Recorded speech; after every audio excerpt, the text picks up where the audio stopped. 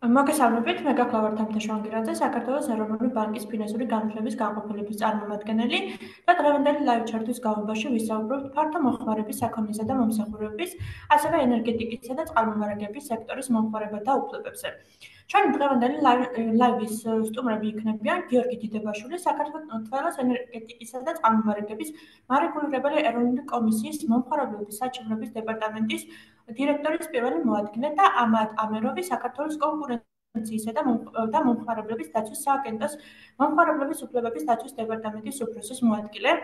შეგახსენებთ, რომ მიმდინარე ლაივ ჩარტოვი მიმდინარეობს ეხება მომხმარებელთა უფლებების დაცვის მესამე საერთაშორისო კვირაულს, რომელსაც საქართველოს ეროვნული ბანკი სხვა მარეგულირებელ უწყებებთან ერთად 10-15 მარტის კვირაულის ფარგლებში აღნიშნავს. აღნიშნულ კამპანიას, რა თქმა უნდა, უერთდება ფინეთის გუნდიც და ამ პერიოდის განმავლობაში შემოგთავაზებთ არაერთ თემატურ აქტივობას, რომელთა მიზანიც გახლავთ სწორედ მომხმარებლებში მათი უფლებების შესახებ ცნობიერების ამაღლება. მოკლედ გეტყვით ტექნიკურ ნაწილთან დაკავშირებით, მთელი ლაივის განმავლობაში მომსმენელს გაქვთ საშუალება, რომ თქვენი კითხვები დასვათ ლაივის კომენტარების ველში, რომელსაც აუცილებლად გავეშღერებთ ლაივის დასასრულს. გარდა ამისა, შეგახსენებთ, რომ მიმდინარეობს ლაივის შეხვედრის ჩაწერა, ამიტომ ის მსმენელები, რომლებიც ვერ შეძლებთ, რომ ბოლომდე დარჩეთ მთელი ლაივის განმავლობაში, შეგიძლიათ, რომ ჩანაწერი იხილოთ ფინეთის ვებ გვერდზე. პრინციპში შეგვიძლია უკვე ჩვენს პირველ მომხსენებელზეც გადავიდეთ, რომელიც გახლავთ საქართველოს კონკურენციისა და მომხმარებლების დაცვის სააგენტოს წარმომადგენელი და ის ისაუბრებს ისეთ აქტუალურ საკითხებზე, როგორიცაა დისტანციურად ხელშეკრულებაზე ვარის თქმის უფლება, კანონისმიერი გარანტიები და მომხმარებლის უფლებები. მოგესალმებით ბატონო ამად და შეგიძლიათ, რომ დაიწყოთ თქვენი პრეზენტაცია. მოგესალმებით თამთა, დიდი მადლობა, მივესალმებით თქვენს მაყურებლებს და ნამდვილად ძალიან საინტერესო თემით ვართ დღეს შეკრებილები და როგორც თქვენ ახსენეთ, გუშინ ორ შაბათს დაიწყო მომხმარებლის უფლებების დაცვის კვირეული და ამ კვირეულის ფარგლებში ჩვენ ჩავდივართ სხვადასხვა ქალაქებში, ვხვდებით მომხმარებლებს და ვცდილობთ მაქსიმალურად მივაწოდოთ ინფორმაცია, სიახლეები გავაცნოთ და ვისაუბროთ ამ საინტერესო თემებზე. დღეს მინდა ვისაუბრო მომხმარებლის უფლებების დაცვის შესახებ საქართველოს კანონზე, რა სიახლეები მოგვიტანა, რა უფლებები გაგვაჩნია, რა ვალდებულებები გააჩნია მოვაჭრეებს და ამ ძალიან მნიშვნელოვან საკითხებზე ვეცდები მოკლედ ვისაუბრო და მომწურავი ინფორმაცია მივაწოდო ჩვენს მაყურებლებს. გეტყვით, რომ მომხმარებლის უფლებების დაცვის შესახებ კანონი ამოქმედა 2022 წელს და ამ კანონის აღმასრულებლად განისაზღვრა საქართველოს კონკურენციისა და მომხმარებლის დაცვის სააგენტო. და ზუსტად 2022 წლიდან ჩვენ აღასრულებთ ამ კანონს და ვიცავთ მომხმარებლის უფლებებს. დავიწყოთ ალბათ იმ სიახლეებით და მნიშვნელოვანი ინფორმაციით, რაც არის გათვალისწინებული ამ კანონით და ვეცდები ჩვენ საუბარი უფრო პრაქტიკულ ჭრილში წავიყვანო, უფრო მეტი მაგალითი მოვიყვანო, რათა ჩვენი მაყურებლებისთვის უფრო გასაგები და აღქმადი იყოს. და დავიწყებთ ჩვენი ურთიერთობით მოვაჭრესთან. ყველა ჩვენთაგანი ყოველდღიურად შევდივართ სუპერმარკეტებში, ან ვყიდულობთ გარკვეულ ნივთებს, შევდივართ ონლაინ ვებ გვერდებზე და ვახორციელებთ ტრანზაქციებს. დავიწყოთ პირველი შეხებით მოვაჭრესთან, როდესაც ჩვენ შევდივართ სავაჭრო ობიექტში, ან ნებისმიერ ონლაინ საიტზე, იქნება ეს ვებ გვერდი, ან იქნება ეს სოციალური ქსელი, ვაჭრობის დროს მოვაჭრე ვალდებულია მიაწოდოს გარკვეული ინფორმაცია, რომელიც გასაზღვრულია კანონით. მომხმარებელს უნდა მიაწოდოს ინფორმაცია და მიუხედავად იმისა, შევიძენთ თუ არა ნივთს, ეს ინფორმაცია აუცილებლად უნდა გქონდეს განთავსებული მოვაჭრეს და ჩვენ ნებისმიერ დროს უნდა გქონდეს შესაძლებლობა გავეცნოთ ამ ინფორმაციას. მოკლედ გეტყვით, რა იმ ძირითადი ინფორმაციის შესახებ თუ რა ინფორმაცია უნდა მოგვაწოდოს, პირველ რიგში, როდესაც ჩვენ შევდივართ მაღაზიაში ვებ გვერდზე, აუცილებლად უნდა იყოს მითითებული მოვაჭრის ვინაობის შესახებ ინფორმაცია. ანუ რას ნიშნავს ეს? ჩვენ აუცილებლად უნდა ვიცოდეთ, ვისგან ვყიდულობთ ნივთებს, უნდა იყოს მითითებული კომპანიის შემთხვევაში, კომპანიის დასახელება საიდენტიფიკაციო კოდი, თუ მოვაჭრე წარმოადგენს ფიზიკურ პირს, მაშინ უნდა იყოს მითითებული ფიზიკური პირის სახელი გვარი და მისი პირადი ნომერი. ეს ინფორმაცია ძალიან მნიშვნელოვანია, რათა შემდგომ თავის არსებობის შემთხვევაში ყველა მომხმარებელს უნდა ქონდეს შესაძლებლობა მიმართოს მოვაჭრეს, უნდა იცოდეს ვისგან იყიდა და თავის არსებობის შემთხვევაში შეუძლია მომხმართოს ჩვენ და მიგვითითოს თუ რომელმა მოვაჭრემ დაარღვია მისი უფლებები. გარდა ამისა, მოვაჭრეს აუცილებლად უნდა გქონდეს გაწერილი გარანტიის და საგარანტიო პირობების შესახებ ინფორმაცია, აუცილებლად უნდა გითხრას თუ ნივთი დაზიანდება, გაფუჭდება, სად უნდა მივიდეთ, ვის უნდა მივმართოთ, რომელი სერვის ცენტრია პასუხისმგებელი ამასთან დაკავშირებით. ასევე აუცილებლად უნდა გითხრას ხელშეკრულებაზე უარის თქმის პირობების შესახებ, რაც ნიშნავს იმას, რომ ჩვენ წინასწარ უნდა ვიცოდეთ, ბრუნდება თუ არა შეძენილი საქონელი, განსაკუთრებით ეს აქტუალურია ტანსაცმლის მაღაზიებში, რომელებსაც ხშირად აქვს ასეთი შემოთავაზება და იბრუნებენ ტანსაცმელს.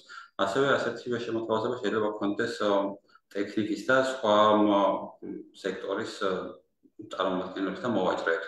ამის შესახებ ინფორმაცია აუცილებლად მისაწოდებელია. გარდა ამისა, როდესაც ჩვენ შევდივართ მაღაზიაში და ვაპირებთ შეძენას პირობითად ავიღოთ მობილური ტელეფონი ან ტელევიზორი ან ნოუთბუქი, აუცილებლად უნდა იყოს მითითებული ამ საქონლის და ამ ნივთების ძირითადი მახასიათებლები. ზომა იქნება ეს ფერი, იქნება ფერთა გამა, იქნება მეხსიერება იქნება ან თუნდაც ტელეფონების შემთხვევაში კამერის მახასიათებლები. ანუ ეს არის არსებითი მახასიათებლები ასეთი ნივთების და ეს ინფორმაცია სავალდებულოდ მისაწოდებელია. შეგვიძლია ამ ინფორმაციას გავეცნოთ და თუ გადავწყვიტეთ მაგალითად რომელიმე ნივთის შეძენას, მოდით განვიხილოთ ორივე შემთხვევა, თუ შევიძინეთ მაღაზიაში, ან თუ შევიძინეთ ონლაინ ვებ-გვერდის მეშვეობით.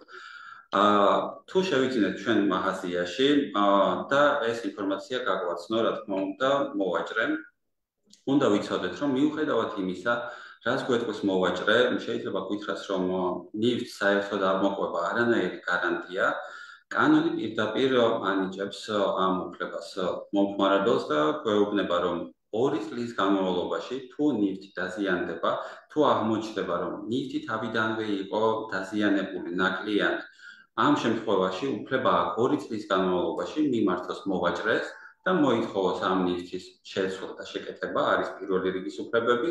თუ შეცვლა და შეკეთება ვერ ხერხდება, შეუძლია მოითხოვოს ფასის შემცირება, ან შეუძლია მოითხოვოს თანხის უკან დაბრუნება. პირველი 6 თვის განმავლობაში მოვაჭრე არის ვალდებული ამტკიცოს თავის არსებობის შემთხვევაში მოვაჭრე არის ვალდებული ამტკიცოს, რომ მომხმარებელს გადასცა უნაკლო ნივთი, დაუზიანებელი ნივთი. ხოლო 6 თვის გასვლის შემდეგ უკვე ეს ვალდებულება გადადის მომხმარებელზე და მომხმარებელი იქნება ვალდებული ამტკიცოს, რომ მიიღო დაზიანებული ნივთი. რადგან შევეხეთ შეცვლა შეკეთებას, გეტყვით, რომ თუ ნივთი დაზიანებული აღმოჩნდა, ეს არის ჩვენი პირველი რიგის უფლება, ჩვენ არ შეგვიძლია მივმართოთ პირდაპირ მოვაჭრეს და მოვითხოვოთ თანხის უკან დაბრუნება. პირველ რიგში უნდა მოვითხოვოთ ან შეცვლა, ან შეკეთება და უკვე მოვაჭრემ უნდა დააკმაყოფილოს ჩვენი მოთხოვნა, თუ არ დააკმაყოფილებს. მაგალითად, ხშირად ხდება, როდესაც მომხმარებლები ითხოვენ დაზიანებული ნივთის შეცვლას, ხოლო მოვაჭრე უმტკიცებს და არწმუნებს, რომ შეცვლა არ შეუძლია და შეკეთდება ეს ნივთი. ამ შემთხვევაში აუცილებლად უნდა დაუსაბუთოს მომხმარებელს, თუ რატოა უფრო მიზანშეწონილი შეკეთება და არა შეცვლა. დავის არსებობის შემთხვევაში, რა თქმა უნდა, ამისთვის შევიქმნით და ამისთვის ვარსებობთ, შეუძლია ნებისმიერ მომხმარებელს მოგმართოს ან თუნდაც დაგვიკავშირდეს ცხელხაზზე 15-20 და მიიღოს ამომწურავი ინფორმაცია, რა უფლებები გააჩნია და რა შეუძლია გააკეთოს. ეს იყო კანონის მიერ გარანტიის, ან ჩვენი გარანტია, ასე ვთქვათ, კანონით მინიჭებული, რა უფლება გვაქვს, რამდენ ხანში შეგვიძლია მივმართოთ მოვაჭრეს და რა შეიძლება მოვითხოვოთ. ძალიან მნიშვნელოვანი და საინტერესო სიახლე მოიტანა ამ კანონმა ონლაინ შენაძენებზე რა უფლებები გაგვაჩნია ამ შემთხვევაში. თუ ჩვენ შევიძინეთ დისტანციურად ონლაინ, იქნება ეს სოციალური გვერდი, თუ იქნება ნებისმიერი ვებ გვერდი, თუ შევიძინეთ ნივთი, ჩვენ უფლება გვაქვს 14 დღის განმავლობაში ყოველგვარი ახსნა-განმარტების გარეშე დავუბრუნდოთ ნივთი მოვაჭრეს. მოდით ისევ დავუბრუნდეთ ჩვენს ტექნიკას, იქნება ეს ლეპტოპი, ტელევიზორი ან ნებისმიერი სხვა, ავეჯზე და სხვადასხვა სექტორზე ვრცელდება, ან ეს უფლება არ არის შეზღუდული. კანონი, რა თქმა უნდა, ითვალისწინებს გარკვეულ გამონაკლისებს, მოგვიანებით ვისაუბრებ ამ გამონაკლისებზე, მაგრამ მთლიანობაში მომხმარებელს შესაძლებლობა და უფლება აქვს მიმართოს მოვაჭრეს 14 დღის განმავლობაში, ეს ვადაეითვლება ნივთის მიღებიდან, ანუ ჩვენ საიტზე რომ შევიძინეთ ნივთს და კურიერი მოგვიტანს, ამ დღიდან აითვლება ეს ვადა და შეგვიძლია მიმართოთ და მოვითხოვოთ ამ ნივთის დაბრუნება.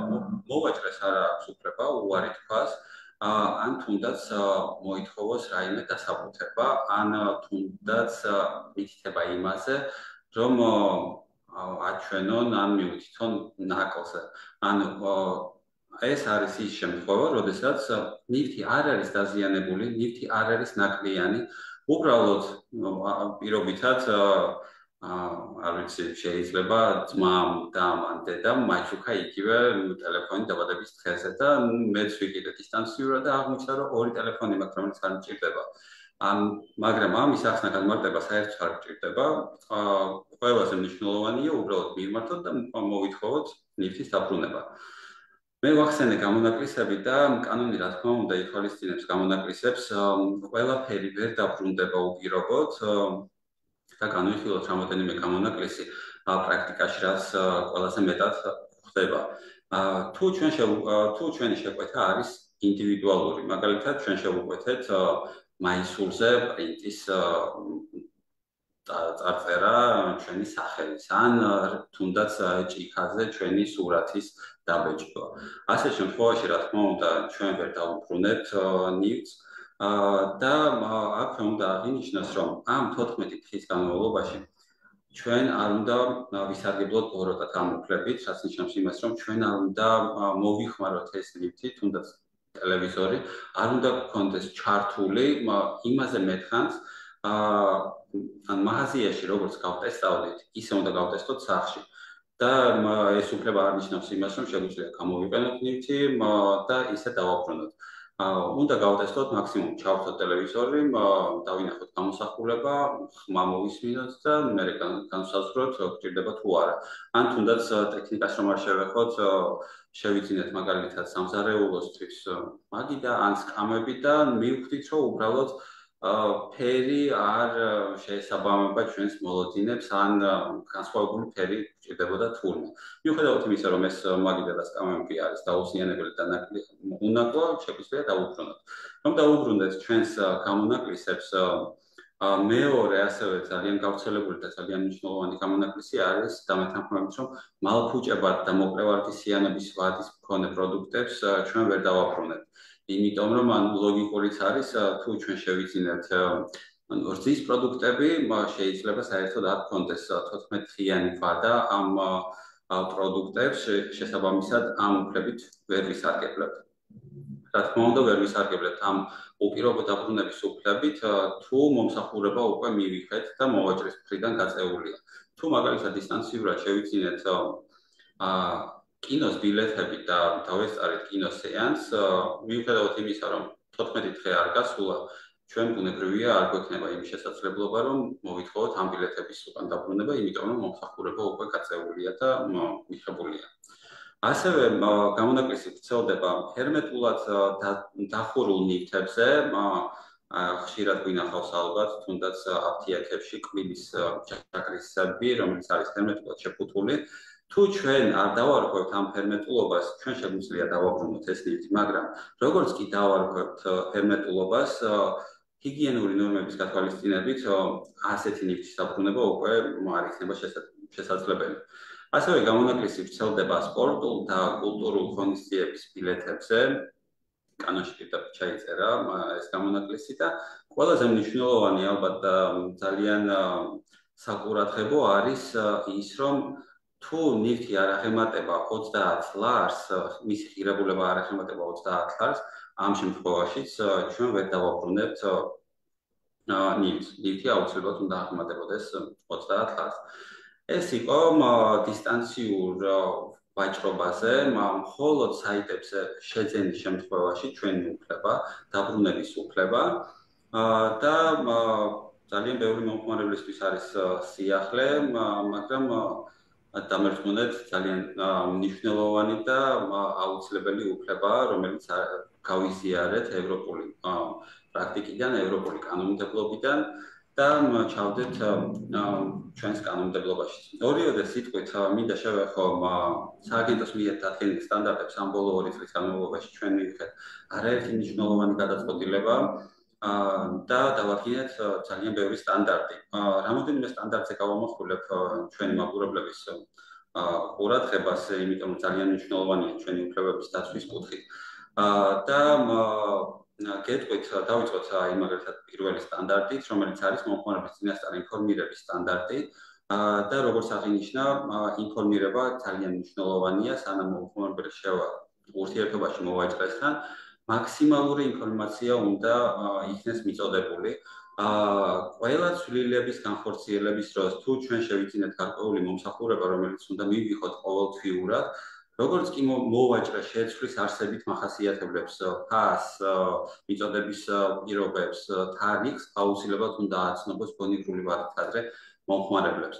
ასევე ჩვენ ვიმსჯელეთ და ძალიან მნიშვნელოვანი სტანდარტი დავადგინეთ ქართულ ენაზე მომსახურების სტანდარტთან დაკავშირებით. იქნება ეს მომსახურების სფერო, იქნება ეს ნებისმიერი სავაჭრო ობიექტი თუ ონლაინ სივრცე.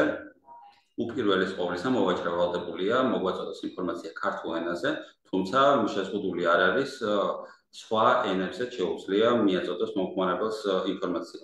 მაგრამ აქვე კიდევ ერთხელ განმეორდები, რომ ქართულ ენაზე ინფორმაციის მიწოდება არის უპირველეს ყოვლისა. ჩვენ ვისაუბრეთ ნივთის შეცვლაზე და შეკეთებაზე, რომ ეს არის ჩვენი უფლება, მიმართოთ მოვაჭრეს. და ამ кейსთან დაკავშირებითაც ჩვენ გვქონდა მსჯელობა და ჩვენ ვთქვით, რომ თუ მომხმარებელი ირჩევს შეკეთებას და მიმართავს service cents მოვაჭრეს, ნივთის შესაკეთებლად მოვაჭრეს არ უნდა დასჭირდეს სტანდარტულ შემთხვევაში 30 დღეზე მეტი. თუ 30 დღეზე მეტი სჭირდება სტანდარტულ შემთხვევაში შეკეთებისთვის, უკვე უნდა შეუცვალოს ეს ნივთი და ეს სასურველად არ უნდა იწელებოდეს შეკეთების პროცესი.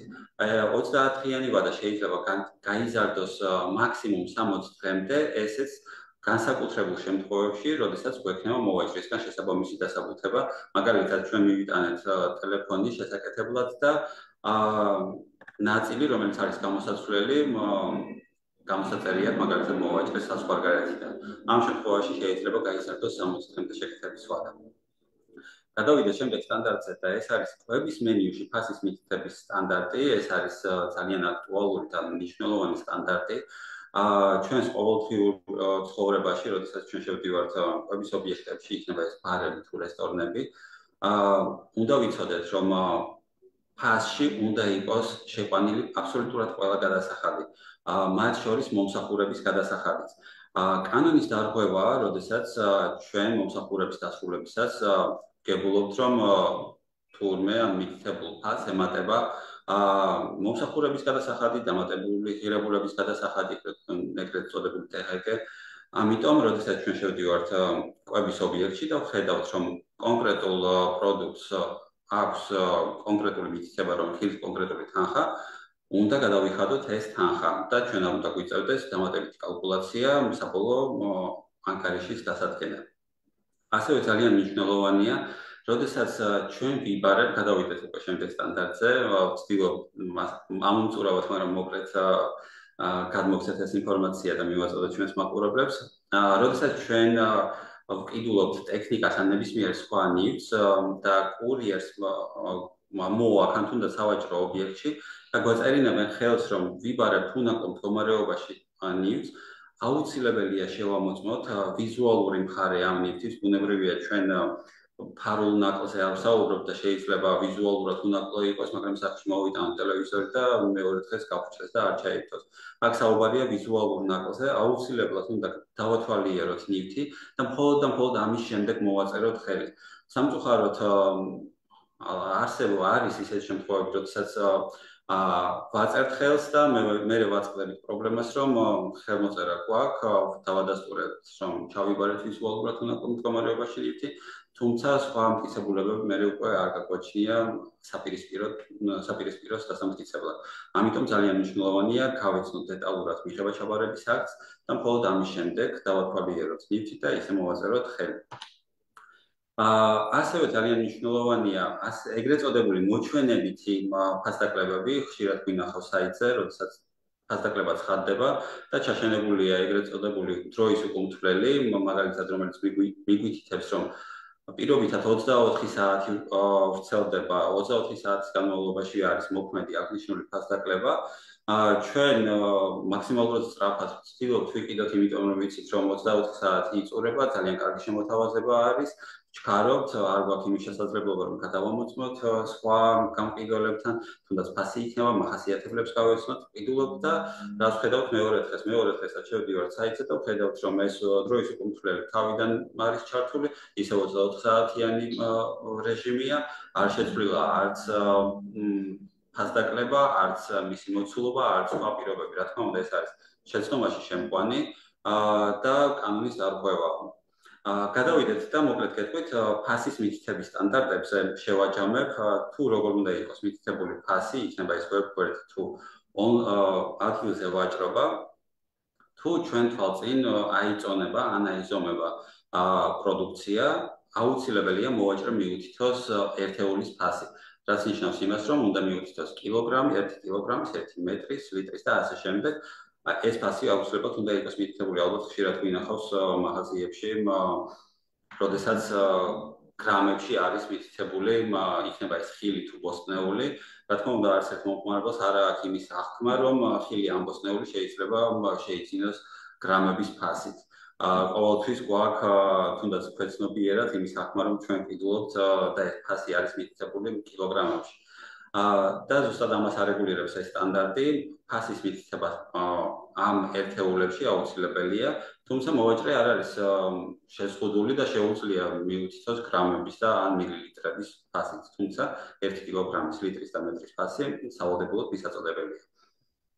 რაც შეეხება ახალი სტანდარტია, შარშან დეკემბერში დავამტკიცეთ.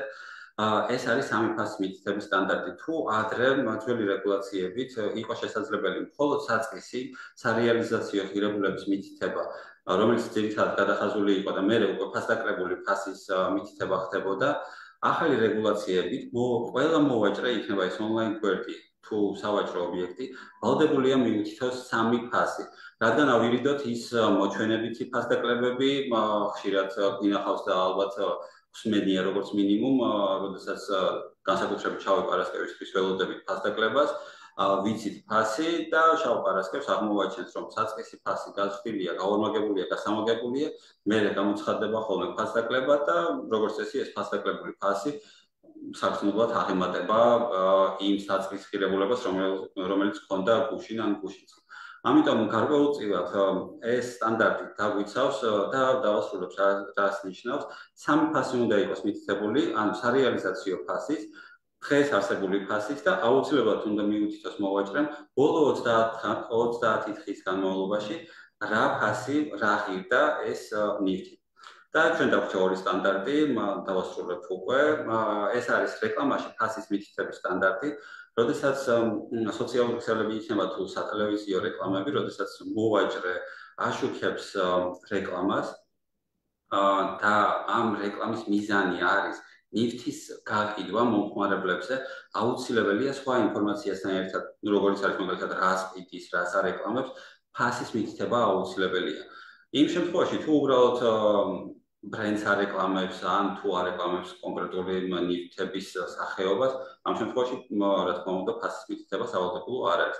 და ყველაზე აქტუალური და ბოლო სტანდარტი, ეს სტანდარტები არ არის ამომწურავი, ძალიან ბევრი სტანდარტი მივიღეთ და გადაწყვეტილება განვიხილეთ, უბრალოდ ეს არის ის 10 სტანდარტი, რომელიც დავადგინეთ შარშან დეკემბერში და ძალიან მნიშვნელოვანი სტანდარტებია, გარკვეულწილად ეხმარება როგორც მოვაჭრეს, ასევე მომხმარებელს და არის ალბათ ძირითადი სტანდარტები.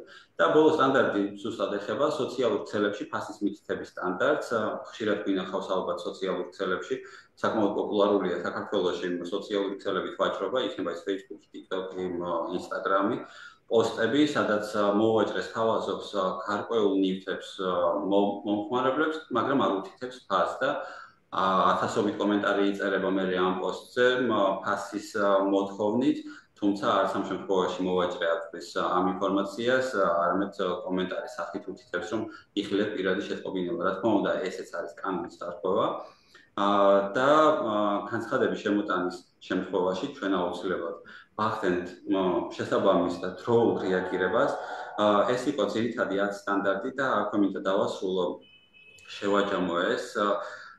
ძალიან მნიშვნელოვანია ვიცოდეთ ჩვენი უფლებები, მნიშვნელოვანია მივმართოთ კომპეტენტურ ორგანოს, ჩვენ შემთხვევაში ან კონკურენციისა და მომხმარებლის დაცვის სააგენტოს, იმ შემთხვევაშიც თუ უბრალოდ ვხედავთ კანონდარღვევას, არ არის აუცილებელი დაველოდოთ, რომ ჩვენ შეგვემთხვეს ან ჩვენი უფლება დაირღვეს. ამიტომ თუ წავაწყდებით კანონდარღვევას, აუცილებლად მოგმართეთ, ჩვენს ვებგვერდზე არის ძალიან მარტივი ფორმა, რომელიც არის ელექტრონულად შესავსები, თუ მომხმარებელს აქვს ელექტრონული ხელმოწერა, ელექტრონულადვე აწერს ხელს, თუ არა მარტივად ამობეჭდავს განცხადების ფორმას, მოაწერს ხელს და ისე გამოაცხადებს ჩვენს ვებგვერდზე. ეს ყველაფერი არის აბსოლუტურად უფასო, ჩვენ ერთი თვის ვადაში ვიხილავთ განცხადებებს და აქვე მინდა გითხრათ, რომ განხილული განცხადებების დაახლოებით 90% შემთხვევაში დაკმაყოფილდა მომხმარებლის მოთხოვნა და დაცული იქნა მისი ინტერესები და უფლებები. ეს იყო ზოგადად ჩვენი ახალი კანონის შესახებ, იმ სიახლეების შესახებ და ჩვენი სტანდარტების შესახებ. თუ იქნება კითხვები, ძალიან დიდი სიამოვნებით გიპასუხებთ და უფრო ამომწურავ დისკუსიაში ჩავერთვებით. მადლობა ბატონო ამათ საინტერესო და ინფორმატიული პრეზენტაციისთვის. როგორც ხედავ, რამდენიმე კითხვა არსებობს ძირითადად ონლაინ ვაჭრობასთან მიმართებით გამომდინარე იქიდან, რომ ერთ-ერთი ყველაზე მზარდი სექტორია, თუმცა ჩვენ ფორმატიდან გამომდინარე ამ ეტაპზე მოვსმენთ შემდგომ მოხსენებას, რომელიც გახლავთ სემესტრის წარმომადგენელი და შემდგომ, რა თქმა უნდა, თითოეულ კითხვას გავაშხერებ, რომელიც თქვენი მისამართით იქნა დასმული. როგორც აღნიშნე, ჩვენი შემდეგი მოხსენებელი იქნება სემეკის წარმომადგენელი და ის ისაუბროს თუ რა ითვლება სექტორის მომხმარების უფლებების დარღვევა და როგორ უნდა მოვიქცოთ იმ შემთხვევაში თუ თვლით, რომ ჩვენი და თქვენი უფლებები დაირღვა. ბატონო გიორგი, მოგესალმებით და შეგიძლიათ დაიწყოთ თქვენი მოხსენება. მოგესალმებით. მივესალმებით მაყურებელს. თავიდანვე მინდა აღვნიშნო, რომ სემეკი არეგულირებს როგორც ელექტროენერგეტიკის, ასევე ბუნებრივი გაზის და წყალმომარაგების სექტორებს. რა დროსაც ძალიან მნიშვნელოვანი ფუნქცია სემეკის არის მომხმარებელთა უფლებების დაცვა. დღეს მინდა ვისაუბრო მომხმარებელთა უფლებების დაცვის შესახებ არსებულ საკანონმდებლო ჩარჩოზე, მომხმარებელთა საჩივრების კლასიფიკაციაზე, მოწყვლადი მომხმარებელების დაცვის დამატებითი მექანიზმების შესახებ და ასევე მომსახურების ხარისხის სტანდარტებზე. დავიწყებ საკანონმდებლო ჩარჩოთი, ანუ სემეკის დადგენილებით, რომელიც არეგულირებს პროდუქტის მიწოდების პროცესში მომხმარებლებსა და კომპანიებს შორის ურთიერთობებს. ეს არის ელექტროენერგიის გამონაწილებელი ქსელის წესები, ბუნებრივი გაზის სასმელი წყლის მიწოდებისა და მომხმარების წესები. ეს არის ელექტროენერგიის საცალო ბაზრის წესები, მომსახურების ხარისხის წესები, დავების განხილვის წესები და ასე შემდეგ სხვა ნორმატიული აქტები. ანუ ჩვენთან როგორი საჩივრები შემოდის სემეკში მომხმარებლების მხრიდან, რა შეეხება ეს საჩივრები. ეს არის აღრიცხვის კვანძის სიზუსტის შემოწმება, დარიცხული საფასურის ოდენობა დაზიანებული მრიცხველის შემთხვევაში, ადმინისტრაციული სამართალდაღუასთან დაკავშირებული საკითხები. ეს არის ქსელზე ახალი მომხმარებლების მიერთება, სიმძრავლის გაზ და მომარაგების ტექნიკური ხარისხი, დეპოზიტების დარიცხვა მომხმარებლებზე, აბონენტად რეგისტრაციის აღდგენა, მომხმარებელთა კატეგორიის შეცვლა, დავლენების გადაკისრება ერთი მომხმარებლიდან მეორეზე, ხანდაზმული დავალენები და სხვა სახის დავები. სემექს დამატებით შექმნილი აქვს მოწყვლადი მომხმარებლის დაცვის დამატებითი მექანიზმები, კერძოდ მიმწოდებელი ვალდებული აწარმოოს მონაცემთა ბაზა იმ მომხმარებლების შესახებ, რომლებთანაც დადებული აქვთ მიწოდების ხელშეკრულება და ამასთანავე ამავე დროს ეს მომხმარებლები რეგისტრირებული არიან სოციალურად დაუცველთა ოჯახების ერთიან მონაცემთა ბაზაში, არიან მარტოხელა პენსიონერები, იღებენ საარსებო შემწეობას, რეინტეგრაციის შემწეობას ან სოციალურ პაკეტებს, სარგებლობენ მრავალშვილიანი მშობლის სტატუსით. სწორედ ასეთი მომხმარებლებისთვის დაუშვებელია რაიმე სახის დეპოზიტის დარიცხვის დაკისრება, ასევე უქმე დღეებში, დასვენების დღეებში დაუშვებელია მიწოდების შეწყვეტა თვითმმართველ ქალაქებში, უქმე დღეებში, დასვენების დღეებში და მათ წინა დღეებში, ასევე დაუშვებელია მიწოდების შეწყვეტა თვითმმართველ ერთეულებში, სხვა მუნიციპალიტეტებში, კალენდარული თვის 16 რიცხვამდე ასევე დაუშვებელია მიწოდების შეწყვეტა პენსიონერებისათვის, ხოლო 22 რიცხვამდე მარტოხელა პენსიონერებისათვის, სოციალურად დაუცველი ოჯახებისათვის და მრავალშვილიანი მშობლებისა და საარსებო შემწეობის რეინტეგრაციის შემწეობის და სოციალური პაკეტის მიღებისათვის. ასევე მიწოდება არ შეიძლება შეწყდეს საღამოს 18 საათიდან დილის 9 საათამდე პერიოდში და ასევე დაუშვებელია მიწოდების შეწყვეტა, როდესაც მომხმარებელს გააჩნია 2 ლარი დავალინება ან 2 ლარზე ნაკლები. ეხლა მოგიყვანთ სტატისტიკას იმ საჭიროების რაოდენობის შესახებ, რომელიც სემექს არის განხილული 2023 წელს, მაგალითად, განიხილა სემექმა დაახლოებით 3000-მდე საჩივარი და ჩამოწერილმა თანხებმა არასწორად დარიცხულმა თანხებმა, მათ შორის კომპენსაციების სახით დარიცხულმა თანხებმა, საბოლოო ჯამში, რომელიც მომხმარებელს დაერიცხა მომხმარებლის სასარგებლოდ, შეადგინა 3.600.000 ლარზე მეტი, არც 2024 წელი იყო გამონაკლისი და 3000 საჩივარზე მეტი შემოვიდა სემექში, განიხილა სემექმა 3000-ზე მეტი საჩივარი და მომხმარებელს ჩამოეწერათ 2.800.000 ლარამდე.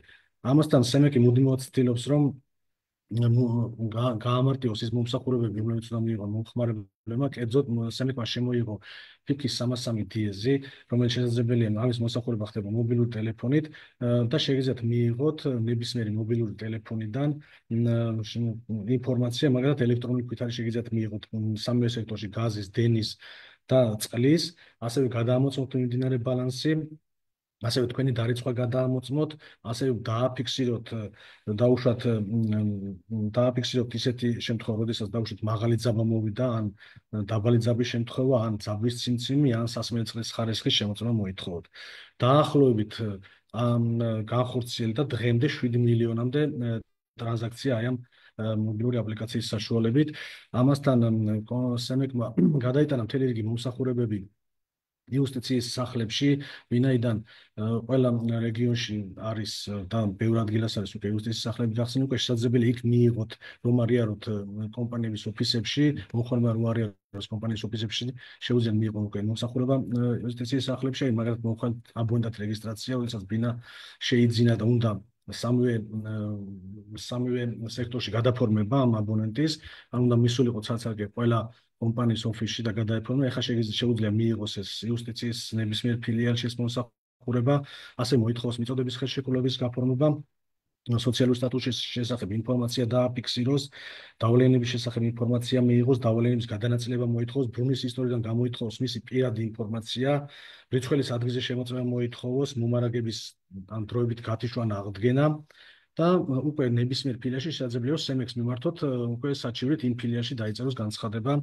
აი ამ დღემდე ამ მომსახურებით უკვე 112,000-ზე მეტმა ადამიანმა ისარგებლა. ეხლა გადავალ იმ საკითხზე, რომელიც ეხება თუ როგორ აწარმოებს მონიტორინგს ამ დავების სემეკი და როგორ ხედავს ამ საკითხს. ამისთვის სემექს დამტკიცებული აქვს მომსახურების ხარისხის წესები და დანერგილი აქვს უნიკალური პროგრამა ელექტრონული ჟურნალების სახით, სადაც რეალურ დროში ჩანს ყველა ის განცხადება, რომელიც შედის კომპანიებში. სემექი ყველა ამ განცხადებას ხედავს. ეს მომსახურების ხარისხი შედგება ორი ნაწილისაგან. ერთი არის მომარაგების საიმედოობა, ანუ არის თუ არა მომარაგება უწყვეტ და მუდმივი და მეორე არის კომერციული ხარისხი, რომელიც გულისხმობს როგორ სრულდება მომხმარებლის მოთხოვნები. ამ მიზნით სემექს დადგენილი აქვს ორი სახის სტანდარტი. ეს არის საერთო სტანდარტები და გარანტირებული სტანდარტები. საერთო სტანდარტები ეხება საწარმოს ყველა მომხმარებელს ერთად. გარკვეულ საწარმოს ერთ მომხმარებელზე არ არის გათვლილი, ეს არის ყველა მომხმარებელზე და დაუშვათ ეს საერთო სტანდარტი გვაქვს დადგენილი 5 და მაგალითად რას ეხება ეს საერთო სტანდარტი. მაგალითად ერთ-ერთი არის მომხმარებელთა ინფორმირება წვეთის თარიღისა და ხანგრძლივობის თაობაზე. Ოდესაც კომპანია ვალდებულია აი ამ სტანდარტის მიხედვით, რომ აუცილებლად შეატყობინოს მომხმარებელს როგორც წვეთის თარიღის, ასევე ხანგრძლივობის შესახებ. მეორე არის ელექტრომარაგების წვეთების საშუალო ხანგრძლივობის შემცირება, რომ ვალდებულია კომპანია რომ შეამციროს ყოველწლიურად ან დარჩეს იგივე ნიშნულზე საშუალო ხანგრძლივობა წვეთების მომხმარებელთა რაოდენობაზე, ასევე ბუნებრივი გაზის და წყლის წვეთის საშუალო სიხშირის შემცირება, ასევე გვაქვს სტანდარტი შიდა არაგეგმიური წვეთისას მომარაგების აღდგენის თაობაზე და კოლ-ცენტრის პასუხის გაცემის თაობაზე, დროის თაობაზე. რაც შეეხება გარანტირებულ სტანდარტებს. გარანტირებული სტანდარტი 9 აქვს დადგენილი ასეთი კომისიას და ეს არის ყველა ისეთი გასაგები რო იყოს მომხმარებელთვის მინდა ერთი გარანტირებული სტანდარტი მოვიყვანო, ეს არის ქსელზე ახალი მომხმარებლის მიერთება, როდესაც დაუშვათ ახალი ობიექტი ააშენა მომხმარებელმა, სახლი ააშენა და უნდა ქსელზე მიერთება.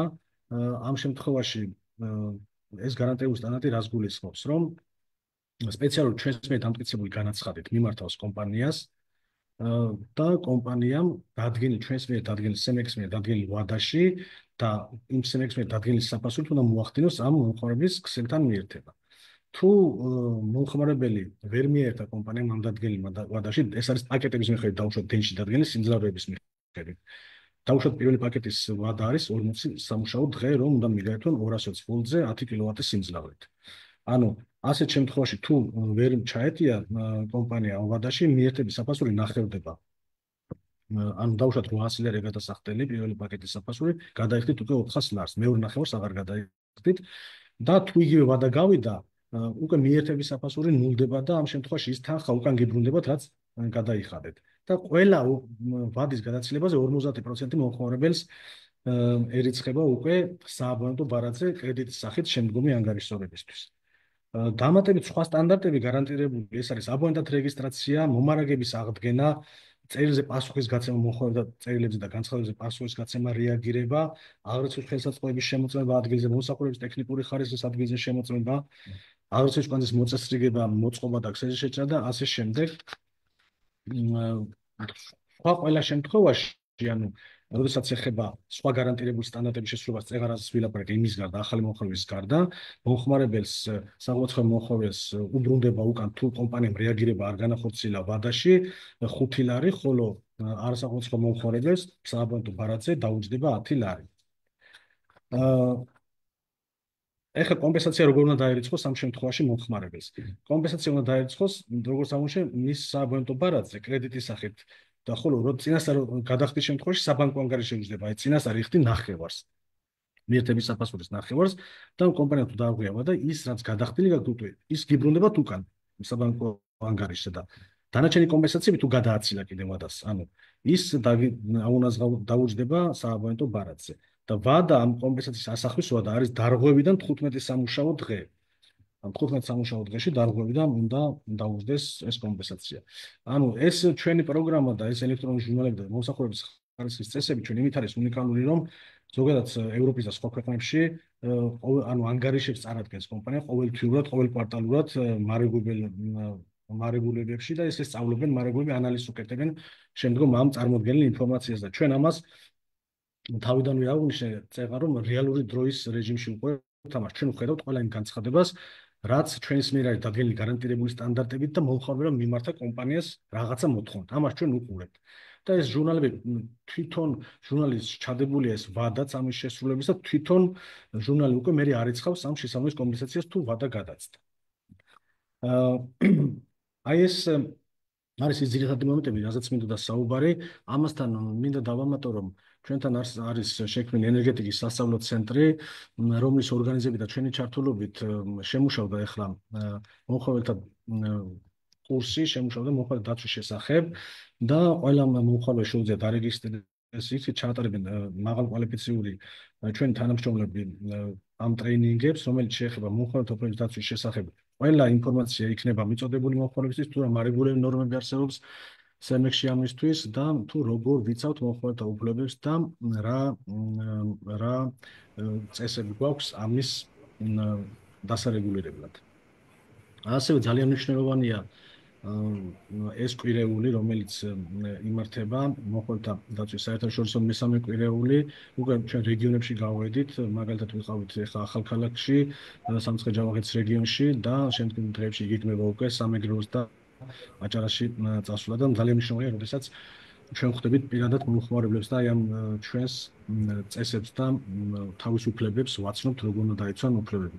ამავე დროს ეს კიდე დავამატებ, რომ თუ როგორ უნდა მოგვარტოს მომხმარებელმა, შეუძლია მომხმარებელმა წერილი განცხადება თუ თulis რომ კომუნალური კომპანიის მიერ მისი უფლებები ირღვევა, ჩვენთან ხელმოწერილი განცხადება გადმოაგზავნოს მეილზე, ან მობრძანდეს ჩვენ ოფისში, სადაც ჩვენი თანამშრომლები არიან მზად რომ დაეხმარონ განცხადების შევსებაში, ასევე შეუძლიათ დარეკონ ჩვენს ხელხაზზე 16-216 და სათანადო კონსულტაციებს გავუწევთ და დავაკვალიანებთ თუ იმზე მიხედვით თუ რა პრობლემები აქვთ ამ კუთხით. ძალიან დიდი მადლობა. და თუ იქნება კითხვები, გათვალ. მადლობა თქვენ საინტერესო მოხსენებისთვის. თავიდან მე მექნება რამდენიმე კითხვა, რომელიც რეალურად თქვენი თითოეული მოხსენების დაზუსტებაც იქნება გარკვეულწილად. პირველი კითხვა შეეხება ინკლუზიურობის ნაწილს. ორივე თქვენგანი გარკვეულწილად შეეხება ამ ნაწილს. მაინტერესებს მომხმარებლის უფლებების დაცვის შესახებ ინფორმირება რამდენად ინკლუზიურად ხდება, მაგალითად შშმ პირებისთვის, რეგიონში მცხოვრები მოსახლეობისთვის და ასე შემდგომ. დიახ, ჩვენ ამ საკითხზე ძალიან მუშაობთ. ახლა ვებგვერდის ადაპტირება მიდის ამ მიმართულებით, ჩვენი ვებგვერდის.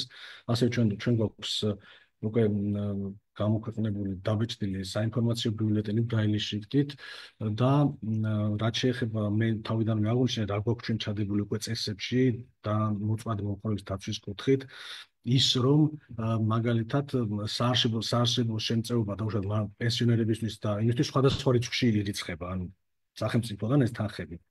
მანამდე ასე არ იყო. ანუ ეხლა შემოვიღეთ ეგეთი წესი და შევიტანეთ ცვლილება, რომ 16 რიცხვამდე მაგალითად პენსიონერს ვერ გაუთიშავენ დენს, იმიტომ რომ მაშინ ერიცხება თანხა და მაშინ უნდა გადაიხადოს იმან დავალიანება.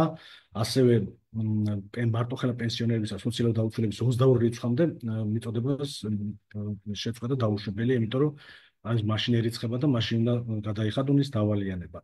ასევე მრავალშვილიანებზე არის ეს მოქმედებს ეს წესი. აი ესეთი დაცვის მექანიზმები გვაქვს შემოტანილი ამ ეტაპზე ჩვენ დამატებით. მადლობა. ბატონო, ამათ თქვენ ხო არ გინდათ რამის დამატება აღნიშნულ საკითხთან მიმართებით?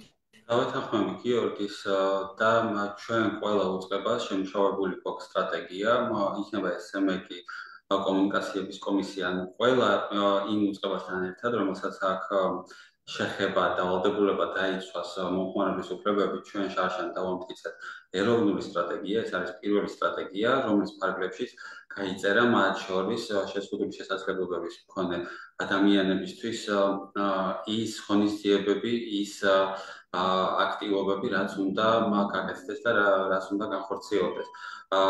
და აი ყველა უწყების მიერ მომზადდა მაგალითად საინფორმაციო ვიდეო რგოლები, რომელიც ადაპტირებულია ჟესტურ ენაზე, ასევე დაუბეჭდეთ საინფორმაციო ბროშურები ბრაილის შრიფტით. ასევე შევხვდით არაერთ კავშირს, იქნება ეს სკოლთა კავშირი, იქნება ეს უსინათლოთა კავშირი. ვიყავით სკოლებში, ასევე შეზღუდული შესაძლებლობების მქონე ბავშვები და რა თქმა უნდა, ამით არ შემოიფარგლება ჩვენი საქმიანობა, წელსაც გვაქვს საკმაოდ ამბიციური და დიდი გეგმები და მაქსიმალურად ვცდილობთ მოვახდინოთ ინტეგრაცია ამ ადამიანების და გავხადოთ მათი ეს უფლება იყოს სრულფასოვნად დაცული და ხელმისაწვდომი. ამიტომ ყველა უწყება, 6-ვე უწყება ძალიან აქტიურად არის ჩართული ამაში და აქტიური სამუშაო პროცესი მიმდინარეობს. მადლობა, მიხარია რომ ამდენად ინკლუზიურად ხდება ინფორმაციის მიწოდება საზოგადოებამდე მათი უფლებების შესახებ და მნიშვნელოვანია თქვენი თითოეულის ჩართულობა ამ ნაწილში. კარგით, მსმენელის კითხვას გავაჟღერებ. პირველი კითხვა არის, რომ ბატონო ამათ თქვენს მისამართით, გამარჯობა, თქვენ ახსენეთ, რომ Facebook-ზე შესყიდვის დროსაც აქვს მყიდვას გარკვეული უფლება. მაინტერესებს დახურულ ჯგუფებში ახალ ან თუნდაც მეორად ნივთებს როდესაც ყიდიან, მათზე გავრცელდება რეგულაცია თუ მომხმარებას პრობლემა აქვს, შეუძლია ამ შემთხვევაშიც მოგვმართოთ? ძალიან საინტერესო კითხვა და პრაქტიკაში არაერთი განცხადება და საქმე გქონია. მნიშვნელობა არ აქვს, იქნება ეს დახურული ჯგუფი, ღია ჯგუფი, ან შეიძლება სულაც ეს იყოს WhatsApp-ი, Viber-ი, ან ნებისმიერი სხვა საკომუნიკაციო საშუალება. როდესაც მომხმარებელი და მოვაჭრე თანხმდებიან გარკვეულ პირობებზე, ნივთი შეძენის მიზნით, ხო?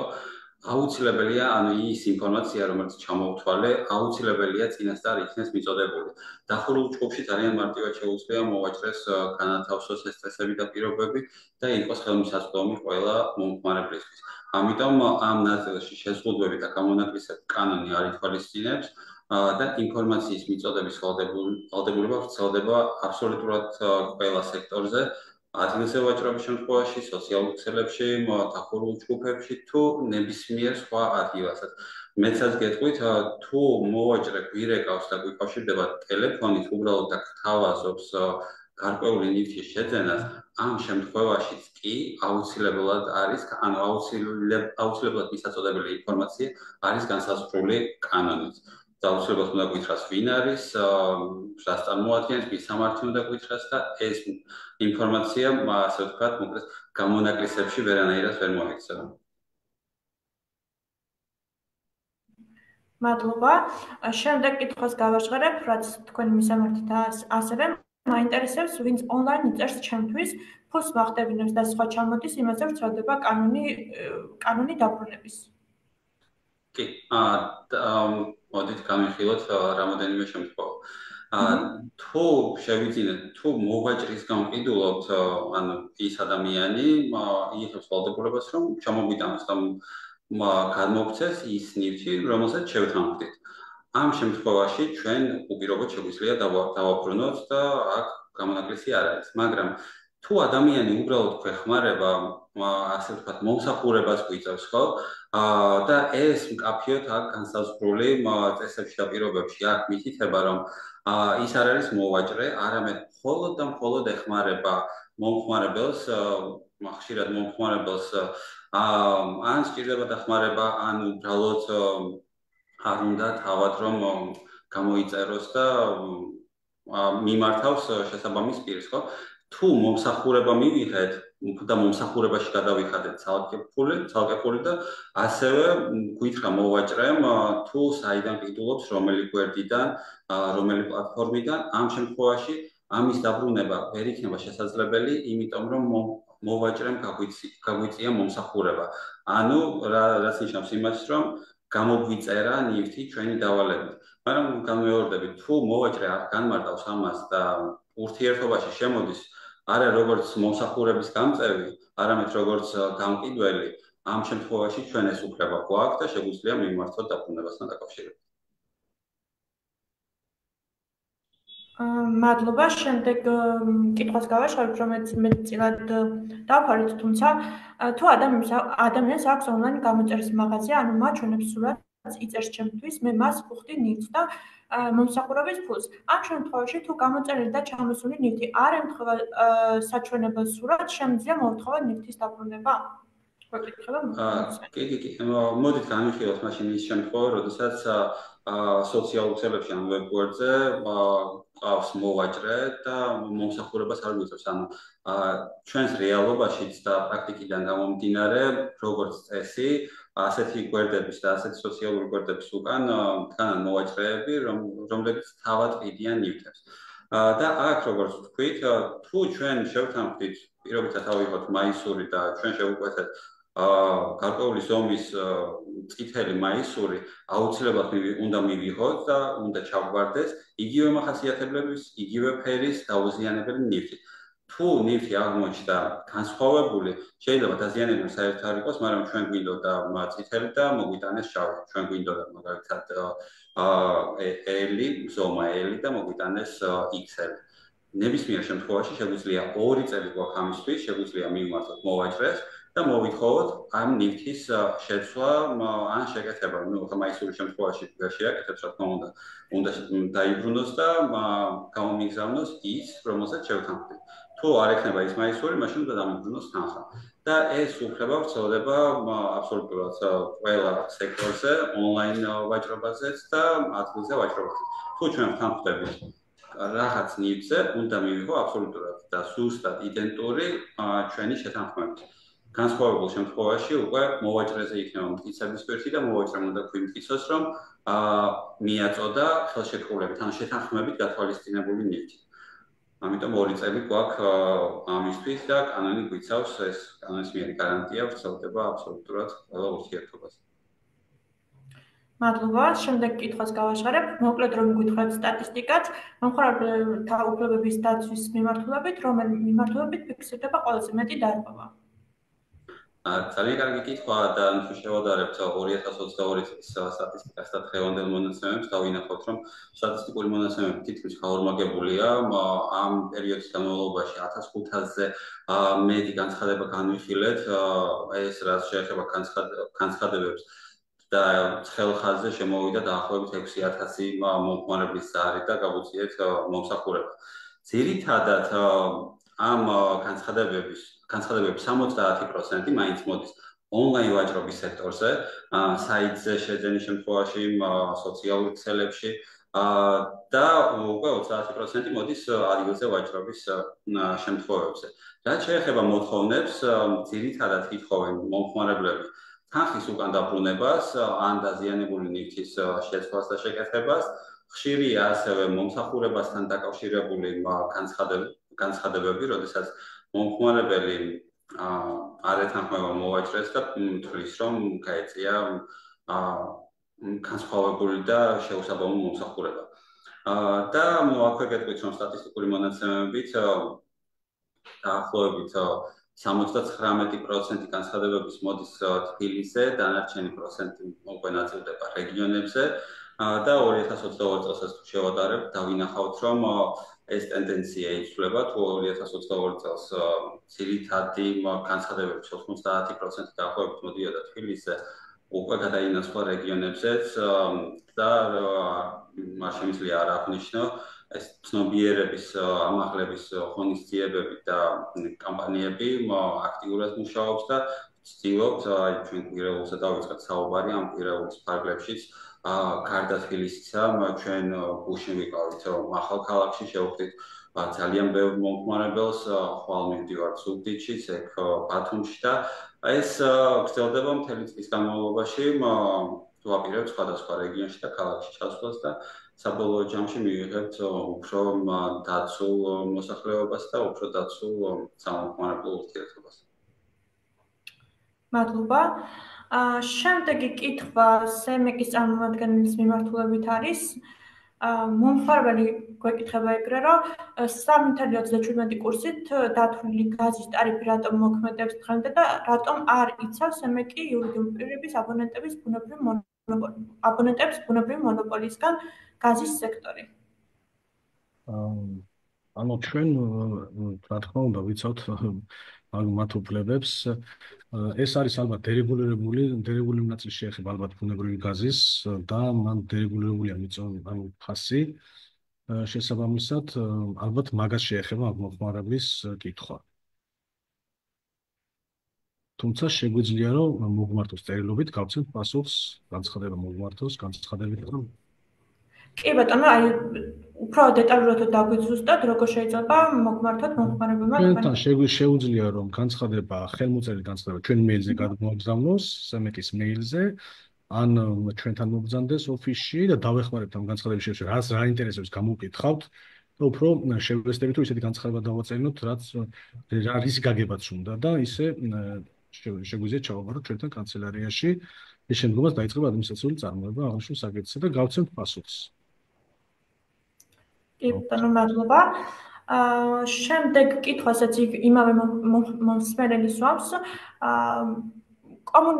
კომუნიკაციების კომისია მომხმარებლის საჩუქრებს ბლოკავს და არანეიტრალური მარეგულირებელი და კონკურენციის სააგენტოსთვის უნდა გახდეს სავალდებულო საჩუქრები განიხილოს ტელეკომ სექტორზეც. ეს კომუნიკაციების მარეგულირებას ეხება სავარაუდოდ. კი ბატონო, თუმცა იმავე მომხმარებლის პოზიცია იყო, თუმცა ჩვენ აქაც აღვნიშნებთ, რომ კონკურენციის კომისიის აგენტოსაც აქვს მომხმარებლის უფლებების დაცვის ნაწილი, რომელიც შეუძლია გაიცნოთ თავიანთ გვერდზე და თუ გარკვეული პრეტენზია აქვს, შეუძლია ნებისმიერ დროს მიმართოს კომისიას. კი ბატონო, რეალურად ეს იყო ძირითადი კითხვები, რაც მსმენელის მხრიდან დაისვა. კიდევ ერთხელ მადლობა დროის დათმობისთვის, მადლობა საინტერესო ინფორმაციის გაზიარებისთვის. დარწმუნებული ვარ, რომ ნებისმიერი მსმენელისთვის ინფორმაცია იყო ამომწურავი აღნიშნულ სექტორებიდან, თუმცა კიდევ ერთხელ აღნიშნავ, რომ თუ დამატებითი ინფორმაცია სურთ, შეუძლიათ რომ ნებისმიერი წარმოდგენილი მარეგულირებელი უწყებების გვერდზე შევიდნენ და ნებისმიერ დროს გაიცნოთ თუ რა უფლებები აქვთ მათ და საჭიროების შემთხვევაში წარადგინონ კიდევაც პრეტენზია. კი ბატონო, მე კიდევ ერთხელ შეგახსენებთ, რომ ჩვენი ჩარტობის სერია გრძელდება და ხვალ იგეგმებაში მორიგი ლაივ ჩარტო, რომელიც ეხება ეროვნული ბანკისთან არსებული საჭიროების განხილვის კომისიას. აღნიშნული საკითხი განსაკუთრებით ბოლო პერიოდია აქტუალურია მომხმარებლებისთვის. შესაბამისად, ჩემი რეკომენდაცია იქნება, რომ ხვალ 5 საათზე შემოგვიერთდეთ აღნიშნულ ლაივზე. მადლობა კიდევ ერთხელ დათმობილი დროისთვის. დიდი მადლობა თქვენ. მადლობა. მადლობა წარმატებები.